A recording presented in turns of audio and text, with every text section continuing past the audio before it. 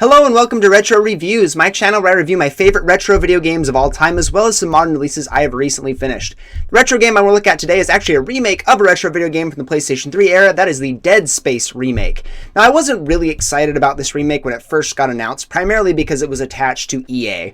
They were pretty focused on multiplayer games. They have been for several years now. They don't really care about single player experiences, and especially since they killed off the Dead Space franchise in the first place, with Dead Space 3 being a terrible mess of corporate meddling and making it not a scary experience. So I was not excited about it at all when it first got announced. Another big reason was because the Callisto Protocol was a thing, with Glenn Schofield, the original creator of Dead Space, attached to the Callisto Protocol and him not working on the Dead Space remake at all. So I was really just not excited about Dead Space, but I was very excited about the Callisto Protocol being this nice spiritual successor. But then the Callisto Protocol got closer and closer to launch, and when it finally did, it just came out to mediocre reviews. There were some issues that were patched out, but overall people just decided it wasn't very fun to play. It wasn't the scariest game and it just wasn't exciting.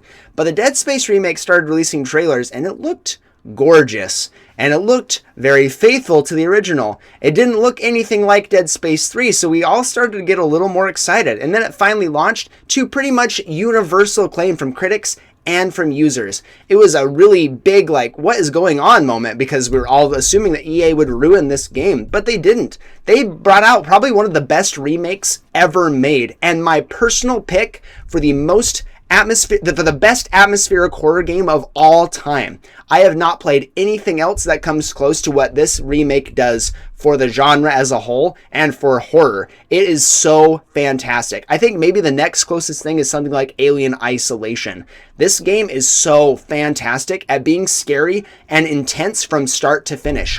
One of the biggest reasons for that is an AI. They have programmed like a director AI for random encounters with the necromorphs. So even if you revisit areas, which is significantly easier than it is in the original game, if you revisit areas, you sometimes have moments where necromorphs will come and sometimes they won't. Sometimes they'll fake you out with like a vent starting to spin, which sometimes triggers them popping through the ceiling or out the wall, and then nothing happens.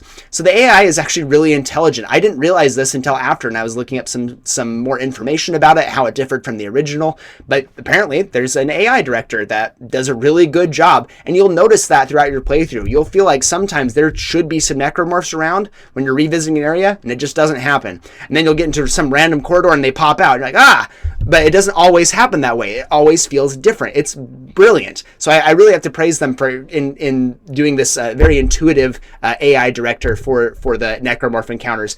Revisiting areas is fantastic, and you'll want to revisit these areas because they have an easy, accessible tram system. As you unlock the new areas, you'll be able to go back and forth pretty easily, but you'll also have a bunch of side quests which are new to the remake and not in the original. There are several key differences from the original that I'll be talking about throughout this review. Side quests are really fantastic. You'll have things like finding the rigs, the data in the people's little thing on the back of their suits that shows your health on the health bar on Isaac and the other characters.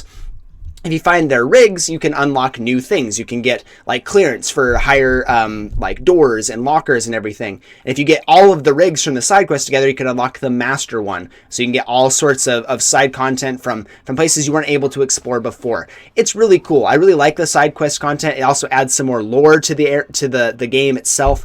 Another big difference that you have from the original is that Isaac talks in this one. He is a silent protagonist in the original. This one he talks and has a lot to say. And there's a lot of dialogue between him and the other characters, which is really fantastic. You get more insight into him as a character and into the world around you. It's really a brilliant thing that they were able to implement this in such a good way, because a lot of people, including myself who played the original, might have been put off by voice acting from this main character, but he does an excellent job. The voice actor especially put in a lot of work and did a phenomenal job. They added a great amount of lines, gives you a ton of insight into his character and his backstory. I think they really knocked it out of the park in that department. You also have some improvements to how the game functions overall. You have like the turret section from the original was kind of a boring throwaway moment where you're just shooting rocks in space and trying to get them from hitting the hole. This time you go out and you actually like manually train the turrets. You go out into space and you're floating around. You have to stop the rocks from hitting. It's much more enjoyable and it feels less tedious as well. It feels less like a mini game and more like something you are actually going to be doing. to help save the ship, which is really cool. This also goes along with another thing that really, really works the remake is no loading screens. Because this is a next-gen exclusive, which I love, I'm so happy they did this. There are no loading screens. You go from place to place. I'm sure they mask some like small loading stuff, but because they're taking advantage of SSDs on the next-gen hardware, you don't have to worry about having screens loading and the getting into the little minigame section. Everything just flows together, so everything feels cohesive. You're going from one part of the ship to another. Same thing on the tram system. Everything just flows together. It really is phenomenal. The gunplay also is exceptional. I feel like it's somehow a little bit better than the original. The original's gunplay was fantastic too. I say gunplay, but you know, in Dead Space you're utilizing these tools.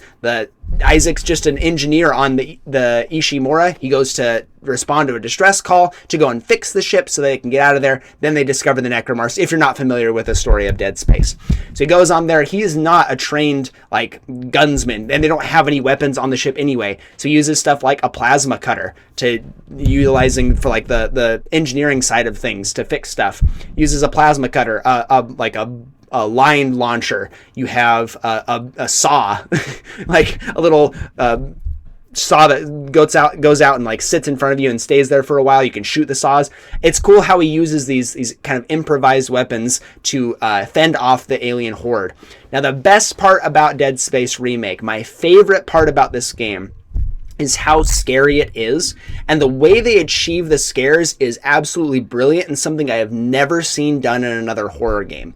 Typically, in any horror game that you play, you have sound cues. You'll have music start at some point, and it cues you in to you have enemies around you. That is a cue that we have learned over decades of playing games, especially horror games. You'll know that something is around you because of the sound that happens. In this game, that is not true. They will not do that for you, but it also plays with your expectations when you do hear the music. So let me explain what I mean by that.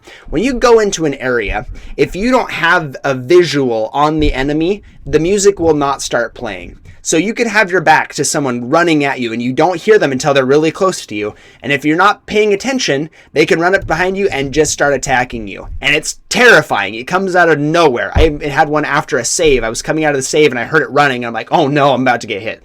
It's awful. It feels so terrifying to experience. But not only that, then the music will kick in. So you turn around and you fight this enemy. And once you've gotten it taken care of and dispatched, the music stops. But if there are more enemies in the area, and again, you don't see them, the music will stop, indicating that you have beaten all the enemies in the area, or at least you think. But then again, another one will ambush you. You will be kept on your toes the entire game because you know music cues are not only not working for you, they are actively betraying you. They play with all your expectations, all that learned knowledge that you have from all these other horror video games, and they flip it on its head and keep you guessing the entire experience. It is absolutely brilliant. You have no idea how many times I was constantly whipping around just to make sure nothing was behind me, because I knew if I didn't have a visual on something, I wasn't going to get an auditory cue. I just love what they did with that. It keeps the game intense from start to finish. They also really improved the boss fights in this game. They feel much better. They weren't awful in the original, but like especially the final boss encounter when you're fighting the Leviathan, this huge thing inside the planet here.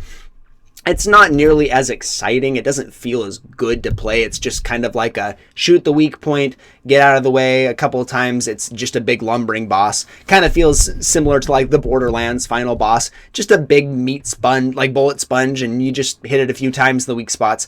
This time they revamp the bosses. They make the boss fights so much more interesting. They give you lots of attack patterns you have to learn and adapt to. You have to make sure that you're utilizing your aiming in the best way possible. You're utilizing your resources in this game. This game is very dependent on your resources. You'll have tons of times where you might have your favorite weapon and you just don't have enough ammo for it. That just doesn't keep spawning. So you have to utilize every single weapon that you have. These boss fights do the same thing. It's hard to hit the weak points. They're not just giant sitting on the tentacle. Instead, you have to wait until the thing opens up its giant maw, and you have to shoot and be precise with your shots in order to get around it. It's fantastic. It's so good. On top of that, they remix some of the scares from the original. You have like the original game, you have the vacuum scare from the very first time. You go out into the vacuum of space, there's no sound, and you're walking along and all of a sudden there's a necromorph right behind you and you don't hear it because there's no sound.